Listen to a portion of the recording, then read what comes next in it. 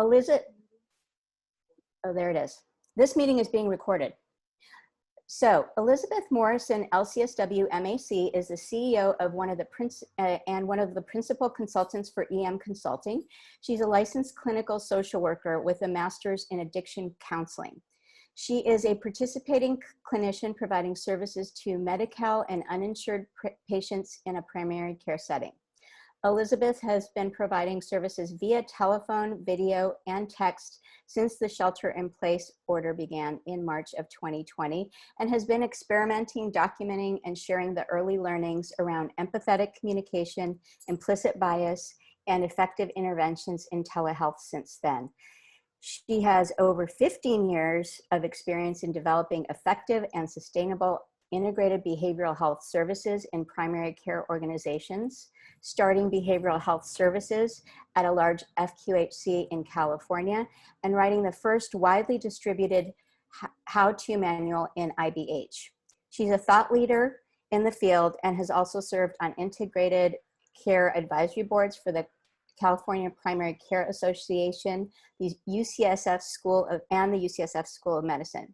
She's an expert in motivational interviewing as well as a trainer, and she has been providing research-based workshops and train the trainer courses in MI and other empathy-based communications for healthcare professionals for over 20 years.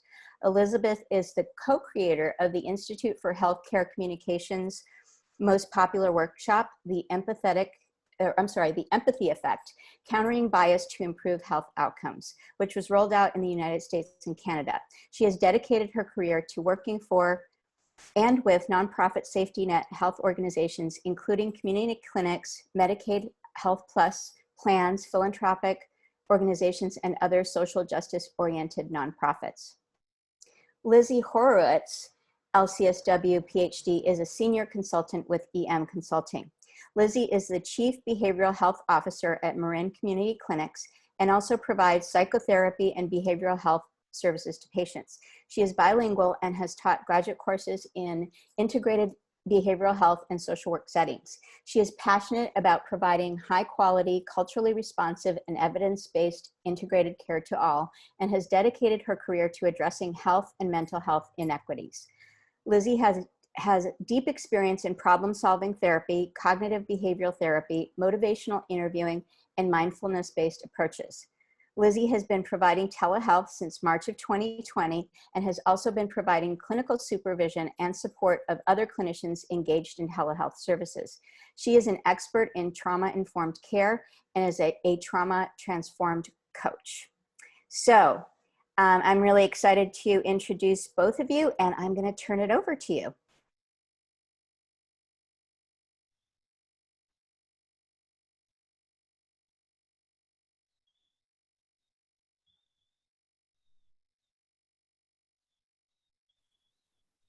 Thank you, Luna. I'm having some trouble sharing my screen. That did it, thank you. So I just have to say really quickly that I was frantically texting during that. Luna, I'm so sorry. You told us our bios were too long and they were boring, and you were right. And we tried to send you shortened versions, and I'm so sorry that that wasn't them. I don't want anybody to think that was the shortened version. So I'm so sorry. And hello to everybody, and thank you so much for joining us today, for carving out time. And thank you to the LCOE for having us here this morning to do this. I think just getting to interact with the team around the process of this webinar, and then even just watching the slides as the music was playing as you were coming on, it's incredibly impressive what the LCOE stands for and is doing, and we're super grateful and honored to be working with them for this webinar. So thank you. So as it kind of got buried in the boring stuff, one of the things that Lizzie and I just want to pull out and tell you is that we definitely are here shoulder to shoulder with all of you. We don't consider ourselves experts in this area.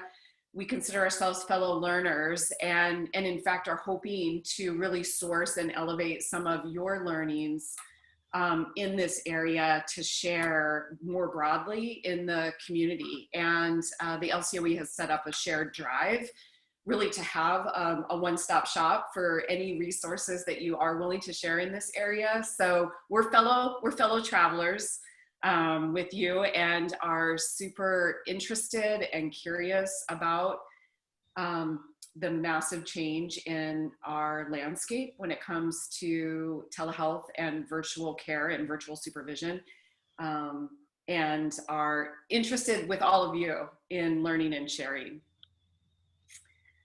We just wanted to take a pulse. We wanted to take a pulse for everybody. And just because if we were in a room, it'd be a little easier to sort of feel everyone.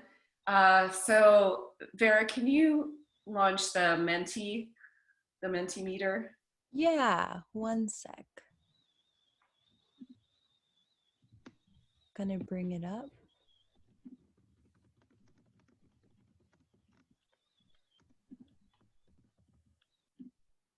Okay, stand by. I have a weed eater happening in my background.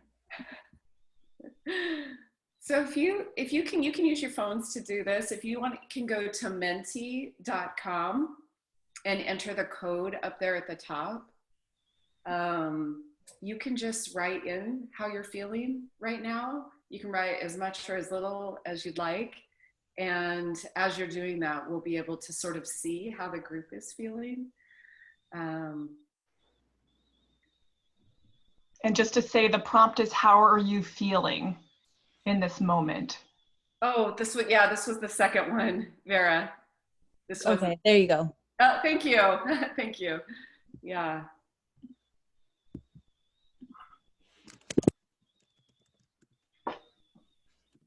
It's in the chat as well. Tired, first one that popped up.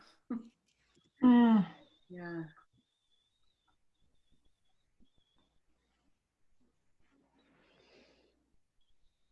For anybody who is not in Menti or would rather not, please feel free to chat in. We're watching the chat all the time. Would be happy to hear from you that way as well. Hopeful but tired. Let's go. Stretched. Yeah. Happy, excited. Cecilia says, tired, happy that it's Friday. With you on that. Yeah, grateful. Anticipatory. Busy in a good way. I love that distinction because there's busy and not a good way too. Energized, nervous, hopeful. Zoom fatigue. Yeah. Oh. Yeah. Yeah. Thank you. Thank you for joining despite the fatigue. We hear you. Scattered. Yeah. Thank you, everybody, for doing that. I really appreciate that. You can sort of see sort of a sense of where we all are finding each other this morning. Thank you. I think that one of the things that Lizzie and I talked about is just that there's no way, every time we get on the phone with each other and say, how are you? We always say, well, it's almost impossible to answer. It's just impossible to answer. And this is such a great cloud that's being built, because I think that's some of the reason it's so difficult to answer is there's so many different feelings simultaneously and concurrently that we have against a pretty complex backdrop right now in our country. So thank you for answering that. And thank you, Vera, for doing that. Let me just share my screen again. I want to start offering a word cloud when someone asks me how I'm doing. That would be good. I just want to say again that Lizzie and I are sort of watching the chat, and I see Luna actually chatted in, overwhelmed, feeling tired from Cecilia, Susan, overwhelmed, content, happy. Yeah, happy it's Friday. Thank you for those of you who chatted in too. And we would love to be with you in person, and we'd actually love for this to be a huge discussion. So to that end, the more you feel comfortable and can talk with us through the chat, and then we will have time, a substantial amount of time at the end where you can just take yourself off mute and we can talk directly. But please please feel free to converse with us. And just to, before we get going, for those of you, it's in the chat now, but if you want the closed captioning, please click on the CC icon. So there is closed captioning available today. You know, as we're talking about virtual supervision and all of you who are, you know, providing this at your sites, in the context of our world right now, it's hard to generalize our experience, which is why we asked why there's so many different feelings, but we just wanted to acknowledge kind of what the word cloud was alluding to, which is what's going on right now. You know, it's not just the pandemic, it's the pandemic in the context of the administration. It's the continuing like normalization of super high anxiety for all of us. It's many of us have kids at home, you know, so the stress and the dual role of that. I have a wall right here, and on the other side is this chaos that is going on with school. This is going terribly too, you know, so many of us have this, some of our students have this. And then the fires, of course. I'm looking out my window here, and I'm sure some of you are as well. And we had a little break for the last couple of days, and today looks really poor. So we just wanted to just acknowledge the hardships and the difficulties at this point. And Lizzie. Yeah, well, we also wanted to acknowledge the other side of the coin, you know, the darkness and the light, and just the window that has opened around conversations about race and racial justice in the dominant mainstream narrative. You know, we talked about, Elizabeth and I were talking about white fragility and how to be an anti-racist completely being sold out everywhere. You know, first African-American woman vice president candidate, just a lot of amazing things going on. That's Nadine Burke-Harris down there in the corner with, and the sort of focus at the state level on trauma-informed care and screening for adverse childhood experiences, and a focus on resilience and building resilience in our systems of care. And so we wanted to lift this up, and also in the context of hosting and mentoring students. And I'm sure we've all experienced this working with Berkeley students, that Berkeley students in particular have such an amazing energy around social justice. And so to kind of remind ourselves too that they're coming into these learning experiences in the middle of both this tumultuous, challenging time, but also this time of such opportunity to focus social justice work.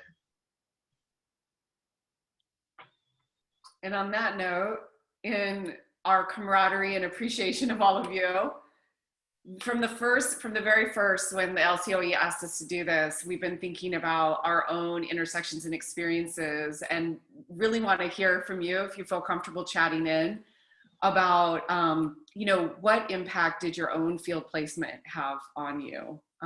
What did you take from that? How did it change you as a person? It's a deeply affecting time in most people's lives. I was at the Venice Family Clinic 20 years ago. I was at UCLA in the School of Social Welfare, and it deeply, deeply impacted me. My supervisor was the first white person that I knew that spoke fluent Spanish. I'm from Alaska, had come from Alaska to UCLA, had never met any white person who spoke Spanish, and she told me that if you want to do social justice work, you need to speak Spanish, and gave me the name of her immersion, you know, program. And I mean, she remained a friend for, you know, many years, up until she moved to Hawaii recently. And I had experiences there that directed the rest of my professional life. And all of you, you know, have been on both sides of that as well. I was telling Lizzie when I was trying to think about what to share, I was also remembering that I had two therapists that were totally pivotal in my life. And one of them when I was an adolescent, who showed me that therapy was a form of help. And another one who got me into treatment for alcoholism 28 years ago. And they were both interns. They were both MSW interns being supervised for a year in a field placement. So thank you for the work you're doing. Luna chatted in that in one of her placements, she says, I met a strong Latina woman in leadership. One of my early mentors opened up a whole new world of possibility. Yeah. Thank you, Luna. Lizzie, this is your... This picture, some of you know, because I know there's a lot of La Clinica folks. This is Samuelin Martinez. He was my supervisor in my second year internship at Casa del Sol, which was it was such an amazing intern year for me. So much learning, so much growth, and I still carry his little phrases and sayings with me, and even when I'm supervising people, he used to say, I remember going to him after hearing one of the most horrific trauma stories as a new intern, and I was like, Sam, what do I do? You know, and he just looked at me and he was like, los cinco sentidos, right? Gotta help them get into their five senses. And I still carry that with me and I pass that on. So really, really, really what you all are doing, it has such an impact, and it's so important for us to remember that. I see some good chats coming in. I know, I just wanted to call out what Nina chatted in. I learned what not to do. Yep. Super valuable form of learning, and usually painful to see what we don't want to be, you know, as we develop in the field. And then great gratitude to Millie Trabing at UCSF and Manuel Mina at Mission Mental Health for believing in me when I was a student.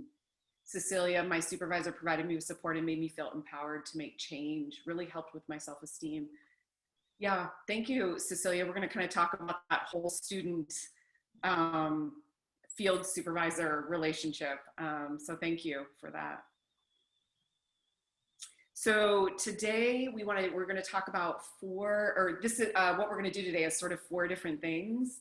We were going to do a short overview of the webinar that we did for students a few weeks ago. That slide deck and everything is also on that shared Google Drive, and materials that we gave them were also shared with you. And we're just going to go over just a couple of the broad strokes that we shared with the students that you'll have here soon. And then we wanted to talk about supervision in particular during this time and what is different when we think about largely virtual supervision. We know there are some key differences, and then we're going to go into some small group sharing. We know many of you have developed resources and have had experiences that you have that can be shared widely and really elevate the learnings of the whole group. And we also know that some of you would like things that other people might have. So we're going to break into small groups and sort of, you know, offer what we have and ask for what we could use. And then we'll do a share out and also an open discussion before we end today.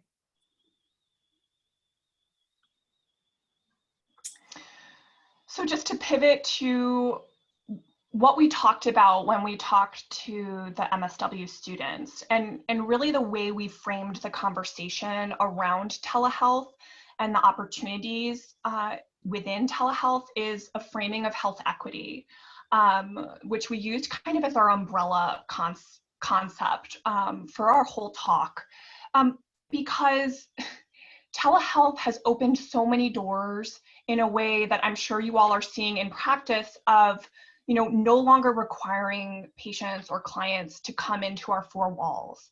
And truly, truly, for one of the first times, literally meeting patients where they are, on the bus, on their phones, in their homes. And that is so incredible. We also talked about sort of this other role of students and for all of us is making sure that it actually is a tool that continues to promote health equity by ensuring that everyone has access to this tool. So making sure that clients have access to internet. If they want to do video visits, that they have the equipment to do that. So we talked a little bit about that. And then sort of the buckets that we categorized learning in the student session was one, preparing. So this kind of goes back to the health equity piece of making sure that clients have access to the technology. So like preparing for that first session, you know, do you have internet? Do you have a camera? Do you know how to use it? If you're using, or do you need to speak over the phone? Is that your preference? We talked about the consent process and making sure that they're addressing the client's questions and concerns, ideally before the first visit if possible.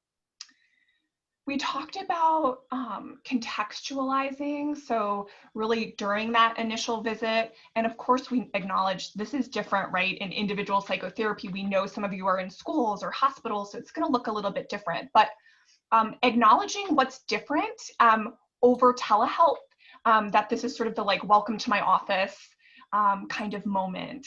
And really shaping expectations. We talked about addressing safety, which we're going to talk about a little bit later, but the sort of a little bit more of the nuts and bolts, like making sure you know you have the right address for where the client is and a callback number and some of those things. And then finally, we focused on connection. So how do you engage and convey empathy on using telehealth, either over the phone or video visits? So we'll talk a little bit about this stuff, but I also wanted to point out that there is, LCOE has been so great to create like a drop file for resources. And so the recording of that webinar is there. I know some of you were on that webinar, and we also have all of the supporting materials. So if you want more than what we're giving you here in this brief review, it is there for you. Okay. So we talked a lot about empathy and empathy conveyance. We know, and all the literature tells us, that empathy is healing, that is the biggest predictor of improvement and that relationship that we can build. We spoke also though about how the opposite of empathy is stigma and judgment and bias, and that those things cause harm, and that those things are not equally distributed. So we spoke with students about, you know, when we have bias, which we all do, especially over telehealth, right? When you're talking to somebody over the phone or over camera, right? We have, it is possible to have, if we don't put a focus on empathy and the relationship, that judgment, bias, and stigma become more powerful. And so the importance of focusing on building empathy and the relationship, and bringing our biases to the surface, our unconscious biases, so that these interactions can be healing and not harmful. And finally, we did some nuts and bolts on privacy and boundaries. And so we talked about things like, if you're, because a lot of our students, they have roommates, like, so, you know, that you need headphones if you're going to be talking to a patient. And if you're, if you have people in the background, like needing to acknowledge that there may be people in the background, but they can't hear you. So we talked a little bit about nuts and bolts, and then we spoke about sort of boundaries, more of the emotional, psychological boundaries. So, you know, and we're all experiencing this too, working from home, most of us, of, you know, I'm doing telehealth with my clients, and then I turn around and I have no drive home to separate. And so we talked about building in rituals and how do you create boundaries that are, now that we're not leaving an office. Okay, oh, and Luna says the school has provided a stipend for students to get COVID-related needs like headphones. Oh my gosh, that's amazing, so amazing. Yeah, thank you. Thank you, Luna.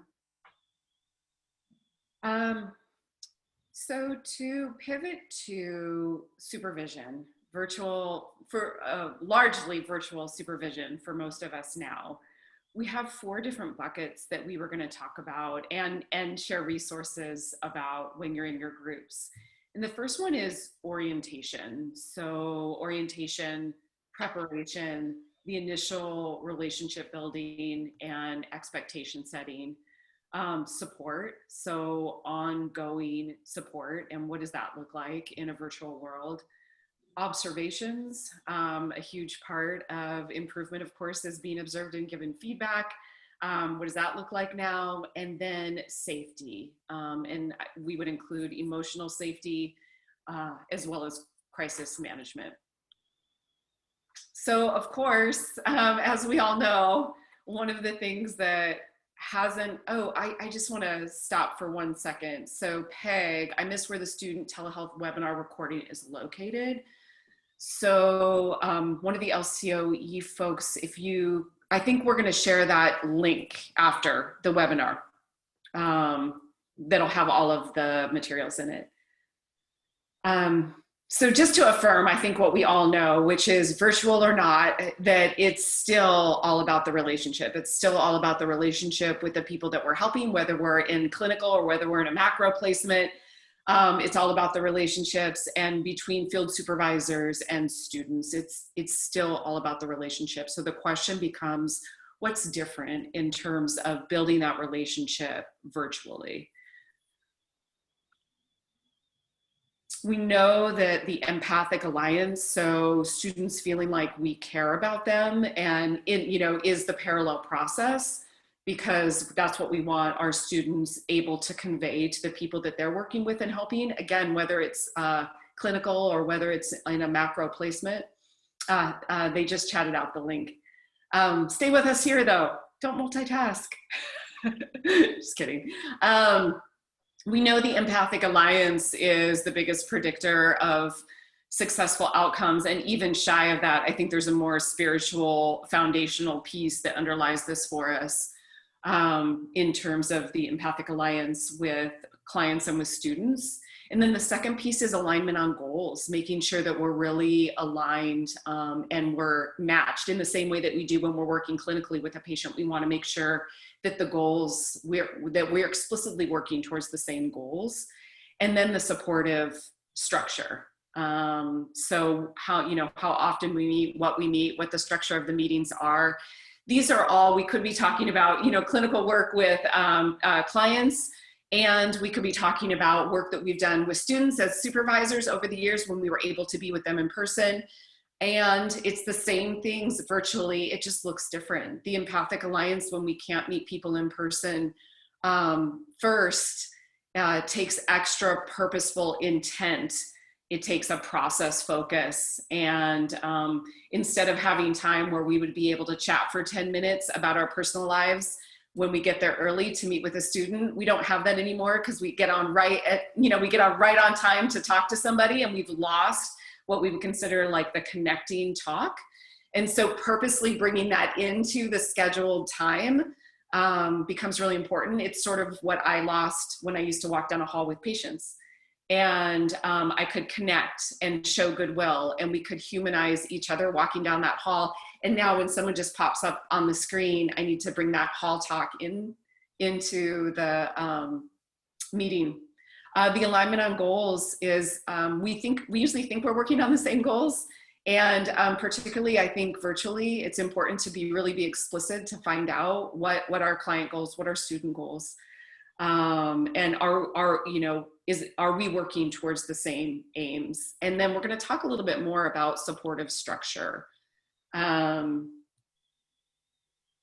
The supportive structure, we have found, and would love to hear from all of you about this, that when we're meeting with people virtually, that it makes more sense, feels more comfortable, seems to be more useful and meaningful when we have more frequent and shorter conversations. So we might have met in a group with students for 2 hours. We might meet, once a week for an hour with a student, and that might have been how we did things in person. And that's true, of course, with clients too, when we think about clinical work. And now what we're finding, I think even Lizzie and I as clinicians are finding, that often we're doing shorter sessions, particularly if it's telephone, with patients, and doing more frequent visits. And so certainly with students, we can consider this too, particularly when we're not on site with them. One way of feeling closer and feeling is really the frequency of support. And then whole person, thinking about students as whole people. I mean, social work as a discipline, and I think those of us who are in this profession, I think we come to this really naturally. This, seeing the whole person, it's in our education, it's sort of in our bones. And at the same time, we do work in systems that still have a historical and very patriarchal split between home and work, of really old ideas about, what should be left at home and what should be done at work. And we even see that in our placements. Sometimes we don't let, receptionists have their cell phones or something, at work so that they can hear from their kids. That's a classic example. So really, really broadening how we think of students, that there is no benefit to us anymore of making that distinction, and of living in that world when how people are doing is such a big part of the work that they do. We're getting lots of shout outs to, yes, to more frequent and shorter conversations with supervisees from Nina and Erica. No, thank you. Thank you, Erica and Nina, for, it's our experience too. Would love to hear from people about this. Also, just want to throw out there, in case people want to chat in about this, that I don't think in the past I would have thought of text as a primary form of communication, and yet more frequent text check-ins and communications and touches do seem like they were added to the menu of support and contact, particularly when we're not on site with people. There's more. Can I jump in real quick just about that? Because I think also, if you go back to your first or second year as an intern and just how scary it is or it can be. And I certainly remember, yes, I had my hour of supervision with my supervisor, but like, if I felt insecure about anything, I would grab anyone, there was so much more of that. And now there isn't that. So we as supervisors or the team need to be available. Yeah, the whole 15-minute hour is up for debate, says Greg. Yeah, and I think for those of us who have worked in integrated behavioral health, I think we took a deep dive into realizing there wasn't research that supported the 15-minute. There isn't research against it. It's just a little more random than I think we all sort of grew up learning. Have a team telephone list. Yes, this is a really specific practice piece that's super important, or a group me of all of the clinicians and the students, so that there's a community happening virtually. Yes. Concerned about texting? Yes, right. We would never use any identifying information. Super good point, Peg. The fellow travelers, shoulder to shoulder. Lizzie, I'm 50. I said to Lizzie, remind me how old you are. She's 37. You probably vary in age, the people who are on right now. I just wanted to say that sometimes we assume that virtual is second best. Or we assume a lot of discomfort, or we are fearful about technology or our limits to technology, which we saw in some of your answers to the register when you registered the questions. And really, many times we're learning from people who are younger than us about this. We're learning about their comfort level and what ease they have with communicating this way. And I have a 15-year-old daughter who deeply believes in emoticons for psychological reasons. And I was just reading some research about I'm super interested in emoticons too. I think the research is really interesting on them, and I do text therapy for a company called Talkspace. So that is all to say that we are also learning from our students, I think, as much as they are learning from us. And particularly it might be tipped toward what we're learning from them when we think about a virtual world. Lots of chats coming in. So one is just figuring out how to wrap the team around in a virtual way, because we all used to be together. And then Nina, the youth taught me everything I know about technology, and Greg really highlighting like this concept of being co-investigators. How do we figure this out together? For sure. I learned about GroupMe from supervisees. Me too. Right? Like they're tuned in. The kids these days. We want to talk about observations for a second, Lizzie. Yeah, so this has come up in terms of, thinking about onboarding and orienting. How do we shadow? How do we let them back shadow kind of like these hallmarks of training? And we know that some of you have already done a lot of work on this. I'll call out Erica Gomez at La Clinica, but these are kind of the techniques that we wanted to bring up as options, because we can't, we're not doing it in person. So one is recordings, right? Can you get a session recorded? Of course, with consent, and I would definitely recommend talking with your compliance people. We had an issue at Marin Community Clinics about where do we store recordings of client sessions. And certainly there's the old-fashioned process recordings, like that's still a thing. And on the phone, so a three-way call or merging in with a phone call, or on video, right, on Zoom, and sort of coming into the session, you as a supervisor can introduce yourself, but then kind of go blank, or kind of get rid of your screen, or the camera shot of you, which is actually much better than in person when you're like in the room in the corner breathing. So these are what we wanted to highlight for new ways of observing.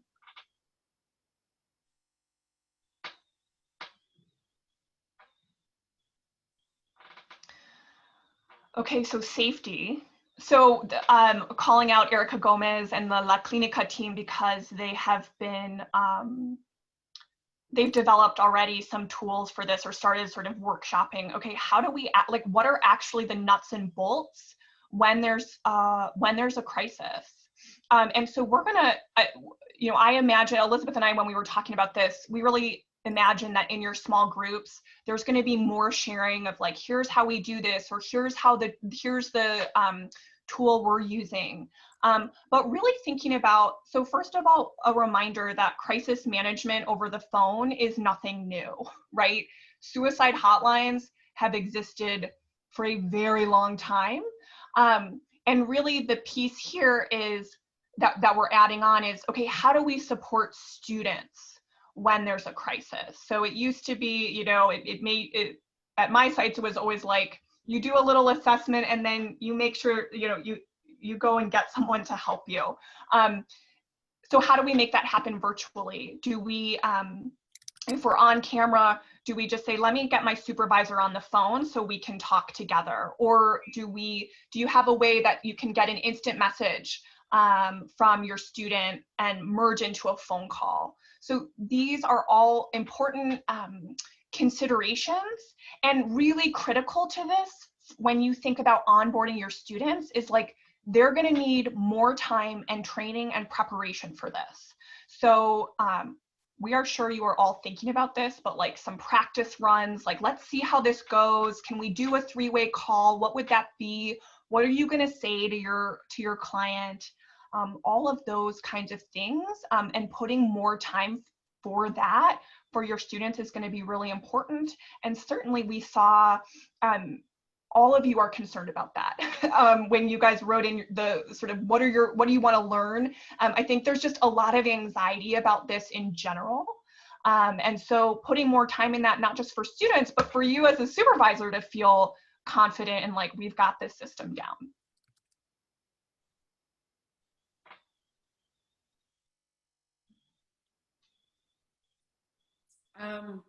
We wanted to talk for a minute about this whole person student, the centralizing of emotional wellness.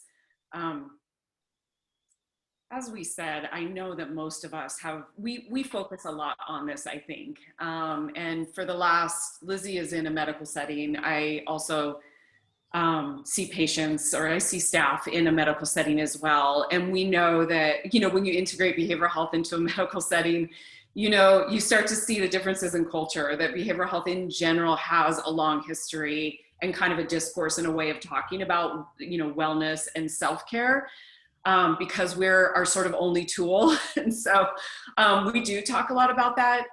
Medical culture, historically has not. And I think now, regardless of setting and regardless of sort of how much all of us have previously focused on the centrality of emotional wellness, that this is really a different time that we're in terms of the central importance, that it really can no longer be a little bit auxiliary. Or I know for myself, for many years, it was something that I've sort of added on talking to people I supervised about, and I focused it, it was a lot more of like, do as I say, not as I do. And I also grew up with supervisors like that. And I think now our hands are really being forced around the modeling of deep wellness in a time of terrible fear and uncertainty and violence. And this, I actually put a live link on this in case anybody wants to read more of her work. For me, this really captures sort of the radicalness of deep self-care. Practicing self-care has never been more urgent than in these socially, politically, economically, medically, and spiritually troubling times. It is part of our lexicon. But for us to consider the promise it holds for self and societal transformation, that we just can't talk to people anymore about the work that we're all doing and being in this world without really talking about how do we be well? How do we protect a space in ourselves that is safe and that we can return to in any given circumstance when there's, a whirlwind around us? And when I say this is a radical idea, Luna had written in that students are the experts on their experience. And it is a really radical idea for us to attend to our own experience, to rest when we're tired, to eat when we're hungry. I went for years not peeing when I had to go pee because I worked in a setting that was so fast paced that's what we all did. And I mean, it's an interesting idea when we start to think about privileging and prioritizing how we're doing. And then what does that mean for the people that we're supervising, that we're supporting, that we're teaching, about how to think about their own experience and how to prioritize their own wellness. Lizzie, do you want to add anything about this piece? I think we'll talk about sort of this idea of porous boundaries and how and why this is so much more important now. And also just acknowledging, like, I'm thinking about our word cloud and just like how we're all overwhelmed and tired and anxious and also hopeful in all of these things. And so more than ever, we're the shared humanity with our clients and the shared humanity with our students. Before I talk about ritual, there's been some good chats coming in related to the orientation and safety piece. So Nayakachi says, I've been having my intern shadow me in Zoom and getting permission, and also share screen has been helpful for clinical documentation, I would imagine, teaching, and that's so good, and I love that. So yeah, Zoom is a great way to actually have students observe. Nina says assessing and intervening with unsafe situations when there's no privacy. I'd love to hear more about that, but I think you mean that like there's people in the background of the client's space? Yeah, she says yes. Yeah. Yes. Yeah, and one of the things we've pointed out though as well is sometimes there's a benefit of having somebody else in the house, right? Of saying, hey, can you get your mom in the room? Or can you get your roommate to come in here and just hang with you? I want to make this phone call. So there can be another side to that. More time, such a good idea. Carla says, yes, it's a good reminder that there are tools we have already been using that we can apply right now. Yes. Totally. And then Nayakachi says, being able to discern level of crisis or intense situations and deciding if an intern can observe or be a part. Yes. Knowing your intern and where their level of readiness is. Totally. Yeah. And that's that like upfront time, like more time in the relationship building upfront. Okay, and Christina, when observing the intern or group, to hide yourself on Zoom, click the good instructions. How do you hide yourself? Yes. Thanks, Christina. So we spoke with the students about this when talking about boundaries and self-care and emotional well-being of like ritual. which, you know, it's so much easier to model that when you're on site with someone, right? I remember at La Clinica, we all ate lunch together. Like we always did that.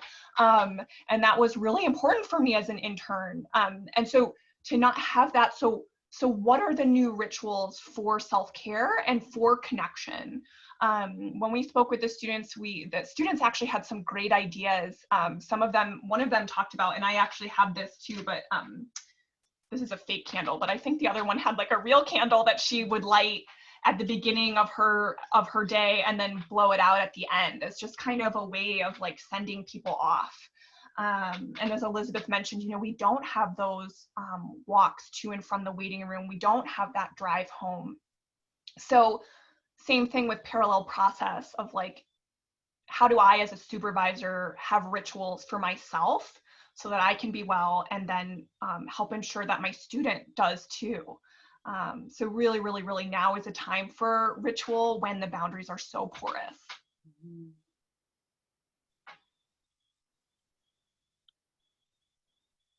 Okay, so we are going to break out into small groups. Most of you will have between 3 and 5 people in your group. And we'd love it if everyone in the group can share something that they've developed or that they're using or that they find helpful in these buckets that we've been talking about: the orientation, support, observation, safety. You know, the little clip, the shout out that Lizzie gave to Erica Calderon, I'm sure many of you have things like that just over the last 6 months, you've sort of by necessity developed these tools. So one thing that you have that you would like to share with others, and then one thing that you could use, one thing that you feel like you need.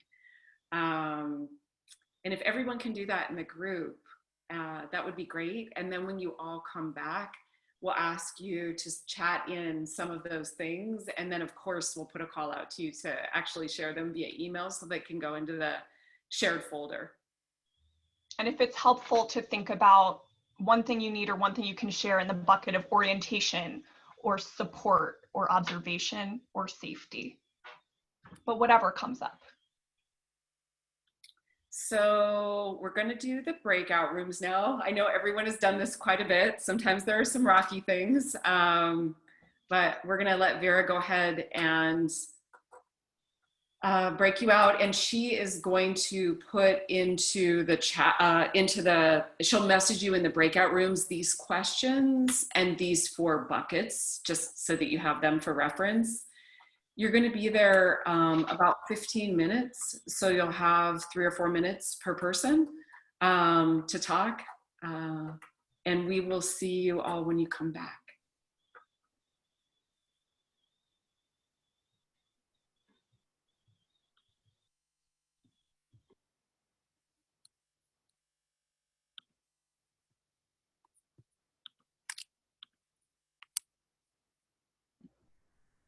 Okay, everyone's trickling out. It should just be us now. Yeah. Should we pause the recording? Yeah. Hi, Michelle. Hi, Jennifer. Hello. Hi, Erica. Thank you so much. I saw so many of your great resources. I haven't seen you in a long time. I know. Good to see you. I'm in and out because it's a little chaotic here, but it's good to see you.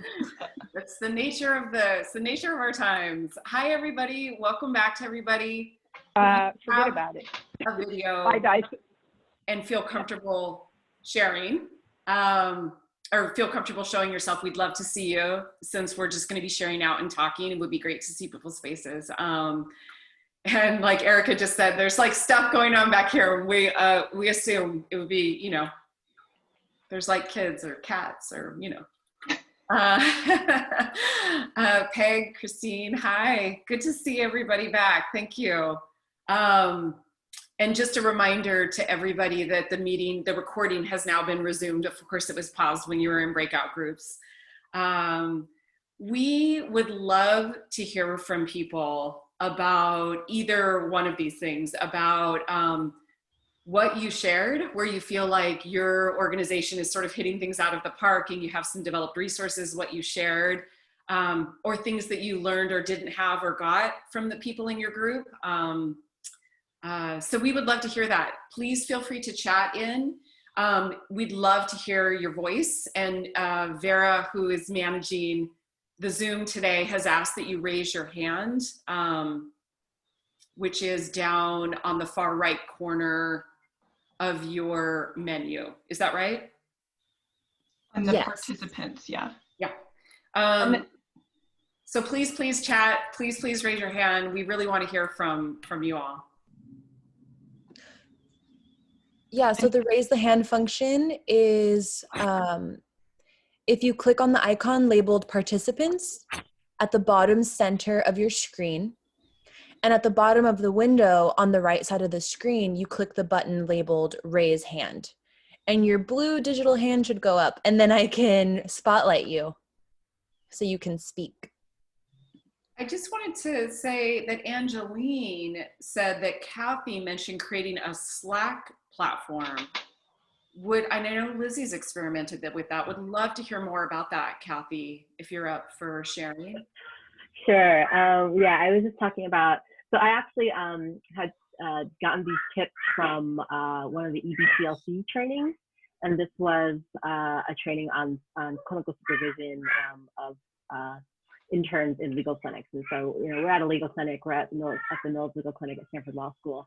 And so what I've done is we're on Slack a lot, and that's something that in the clinic we're all using. And so I'm learning to use it. So I'm still pretty new to it, but it's getting to be something that I rely on.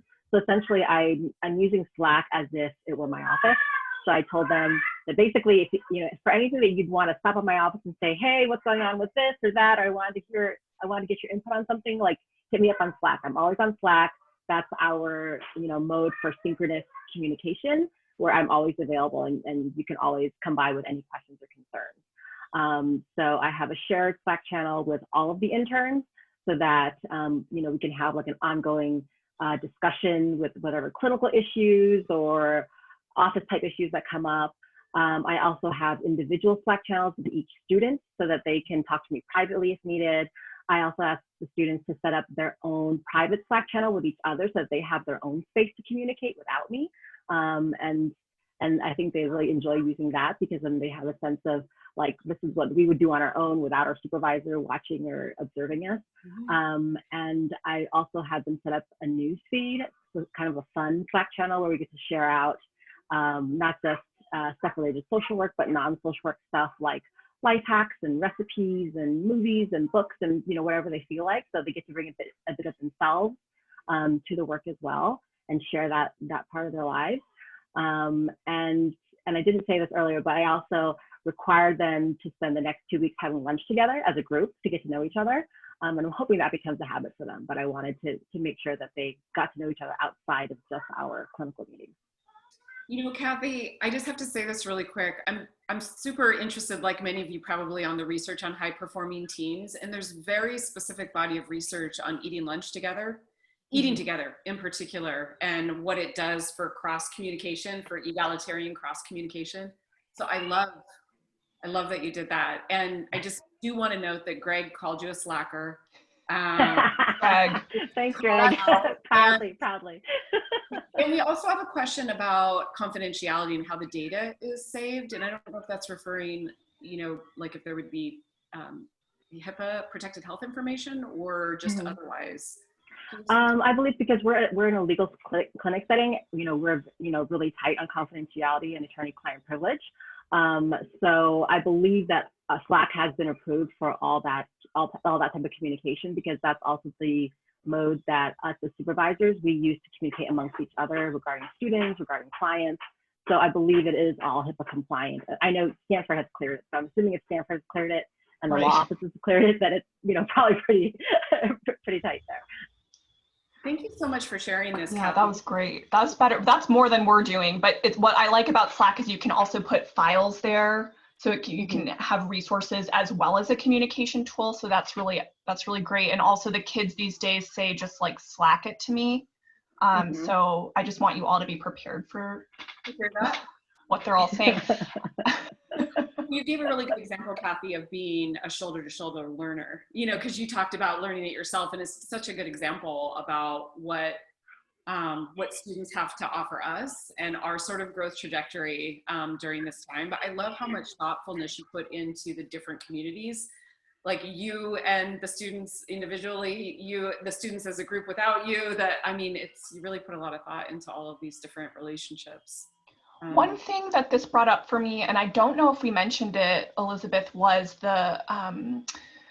the idea of meeting with your students in person outside, or just kind of getting creative about that as part of your orientation. I think early on in the pandemic, we were all like, everyone apart all the time. And it's possible that you can get creative here too, right? About having just some meeting time outside together, especially with the evidence that like telesupervision is as effective as in-person supervision when there's a in-person relationship prior. So just something to be thinking about. That was actually a piece of research. We sent out materials with this webinar, and one of the pieces of research was done pre-pandemic, but was really a summary of some of the evidence base around this stuff. And that piece was really interesting, that when people had met in person, you know, when they had met previously in person, that it was really easy to see that there was an equivalency when they went to virtual. David says they're using Teams. Yeah, David, which is similar. Teams, which is what my kids use, that the school district here uses that too. So yeah, that's good to know. Others, things that you got, things that, Carla raised her hand.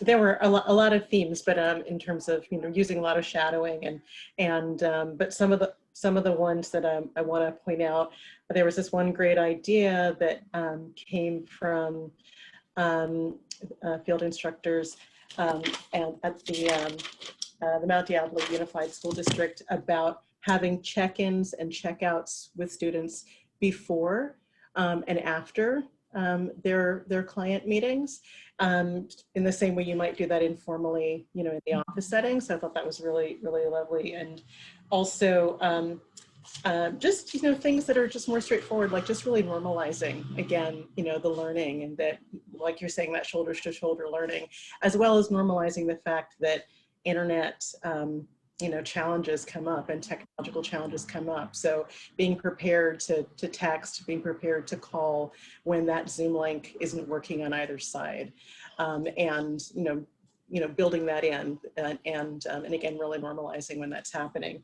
And along those lines, I know we haven't gotten there yet, but I think there's some questions about how to manage that in terms of what's needed. You know, some concerns about the differences in internet accessibility, you know, for, you know, on either side, and wondering about some of those pieces. I'll leave it at that. And please, members of our small group, please jump in with anything I'm missing. Carla, that was great. Thank you for that summary. I love the idea of the check-in and check-out too. It puts in place something that would often happen informally when we were on site. And it's also an example of a ritual where you're sort of marking a boundary around this, you know, I'm focused here and now I'm focused here. I have my therapist hat on, now I have my student hat on, or I have my legal assistant hat on and now I have my student hat on. It's great. Others would like to share about what they got in group, or a place where they feel like they have resources to offer or ideas?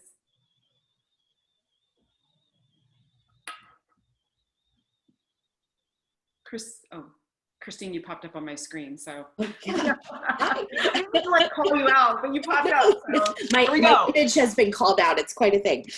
So I wanted to appreciate my group and invite folks to add in a couple things that I took away from our conversation was, you know, the constant communication that's happening, and really appreciating that. And I heard some brief mention about like what people need to respond to now versus later. And I think that is such an interesting thing. I almost wonder about like an emoji or something that says like, this is like FYI versus like right now. I don't know. I'm just sort of thinking about that because I do know that students have mentioned to me just feeling like they're responding to so many different forums at this point, Slack and chat and like their own chat and then the email and Zoom chat, you know, so how do they know what to respond to? So that's just a thought.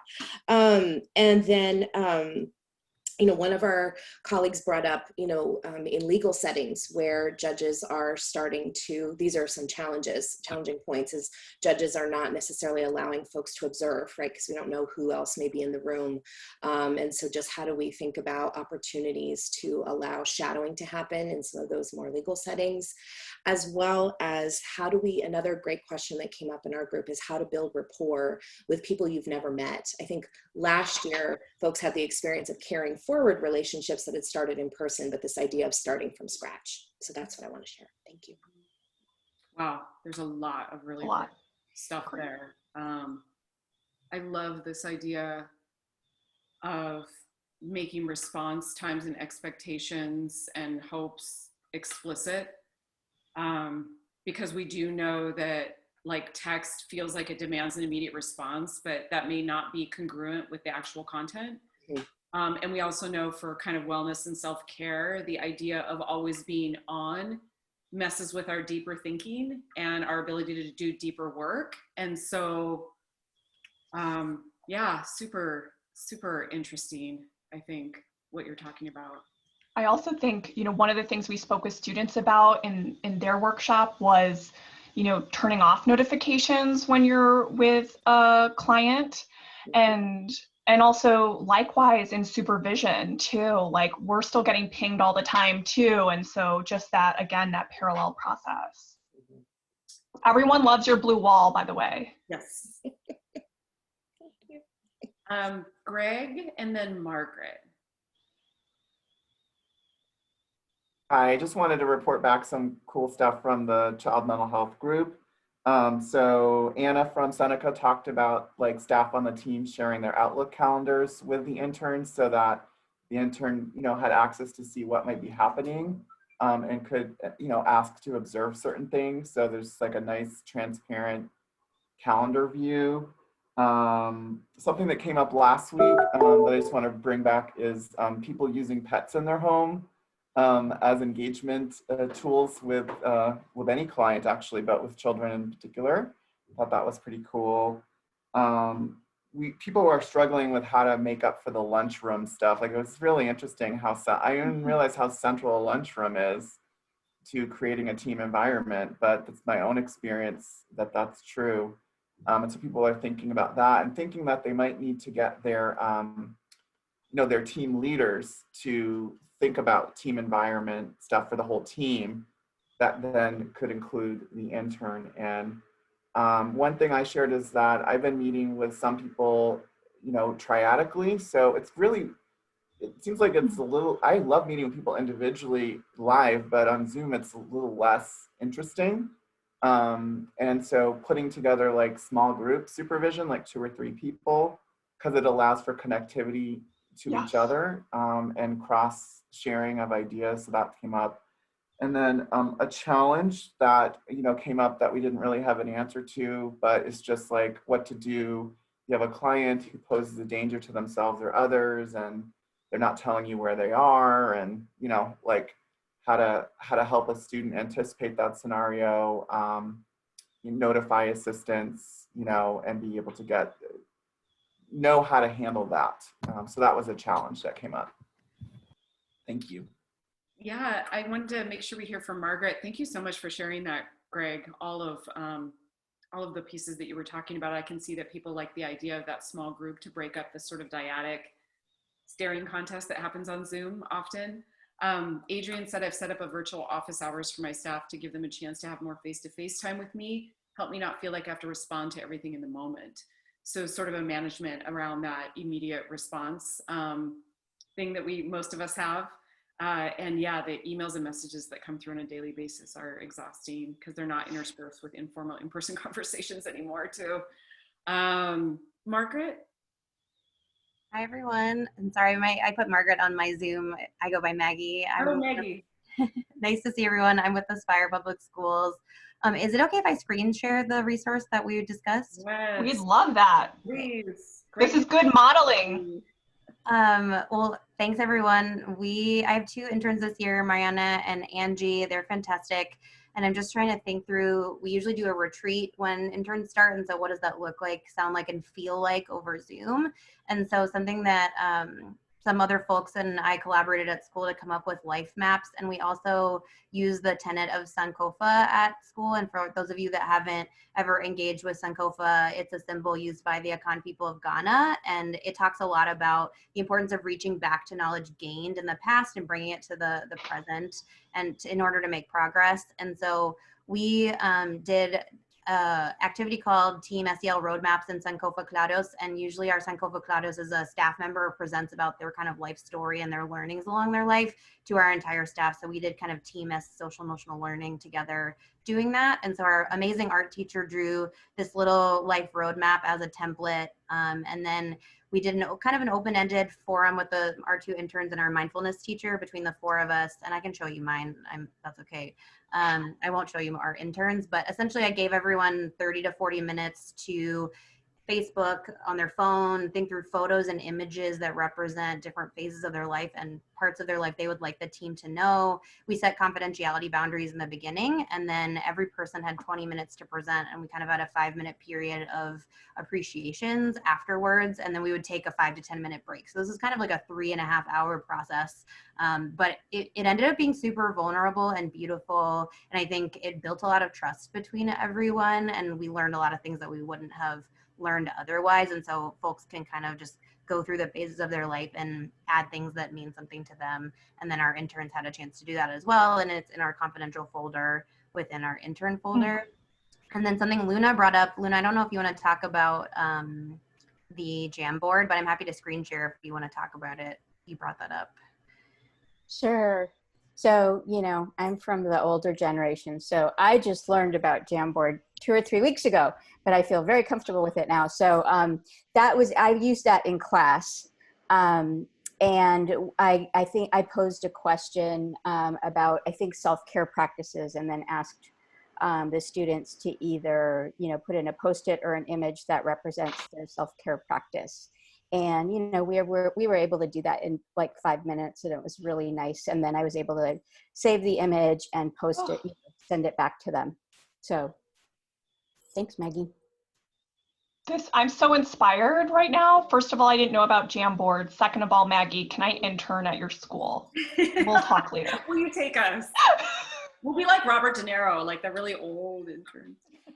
No, that's me. Sorry, Lizzie, that's not you. That's amazing. I love what you and Luna both shared, and I think it really speaks to whole student supervision, where it's like you're really listening the whole person, and then just facilitating and seeding that level of disclosure and vulnerability enhances the level of connection. And it sounds like something you were always doing, and here's how you moved it to virtual, which looks amazing. One of the things that Lizzie and I talk about is like that kind of assumption that I think many of us had in the beginning. I know we did, that this is like second best in terms of interacting with people. And one of the things that Lizzie and I are really curious about is, are people sometimes more willing to self-disclose or self-disclose more deeply when things are virtual, when it's on the telephone, when you can't see people's faces, or when they're, we don't know, but it's interesting to me that you had, such a level of disclosures about meaningful things in people's lives, and they connected that way. Super inspiring. I can see that people are saying like, it's so, it's beautiful.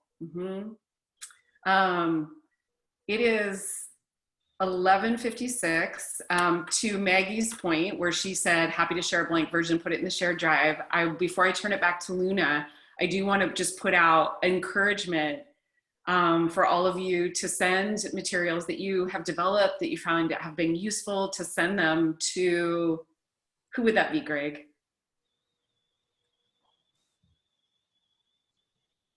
Oh, you're muted. Sorry, swlatinx@berkeley.edu. I'll put it in the chat. Great. And then it'll go in the shared drive, which they'll, you'll get an email about that afterwards. Yeah, thank you, Maggie and Kathy, and everybody who shared your resources and even within the group. So thank you so much for everyone being here today. It's super inspiring to listen to all of you, honestly. I think the students are deeply lucky to have you all. Lizzie, do you want to say something before? We're just so grateful and honored to be on this path with you all. We're learning too alongside you, so I'm definitely excited about that drop folder. Elizabeth, are we doing the word cloud? Yes, thank you for reminding me. Vera, can we do a word cloud really quick? Yes, stand by. Okay. I really wanted to hear if you could just think about what's one of the hopes that you have for your interns, for your students this year, or more than one, whatever you'd like to chat in. But if you can chat that in, same thing if you go to thementi.com and put in the code, would love to hear what is one hope that you have. Discovery. Confidence, hopeful, yes, hopeful. Growth, inspiration. Yeah, developing confidence. They stay hungry. I love that. I want that for ourselves too, for me to like stay as hungry for learning, you know. Oh my gosh, Luna, justice promoting innovation, yes. Not losing self, Yeah. Engagement, inspired, prepared, yeah, feeling supported. Love these, yeah. They're the hopes that we have for ourselves too. Yeah. Growth. So, yeah, Luna, thank you. Lizzie and Elizabeth, just, I know people have to go, so I just wanna thank you both for amazing, inspiring facilitation. Also want to remind you all to please fill out the evaluation that will be emailed to you. It's going to be emailed by the LCOE. That will help us, the LCOE, to maintain our funding, and it's also going to help you to get CEUs.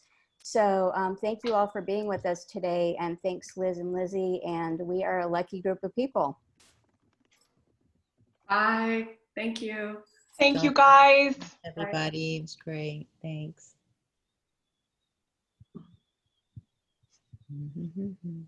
Never get on. Saltando en una pata tengo un jardín pequeño que florece y me da pa' fumar cada 6 meses. Yo no pido más, es la vida que uno se merece. La cosa es sencilla, ver cómo el sol brilla, correr sin zapatos, bañarme en la orilla, bailar bajo la lluvia y el viento que me arrulla, pa' que otra boca si ya tengo la tuya.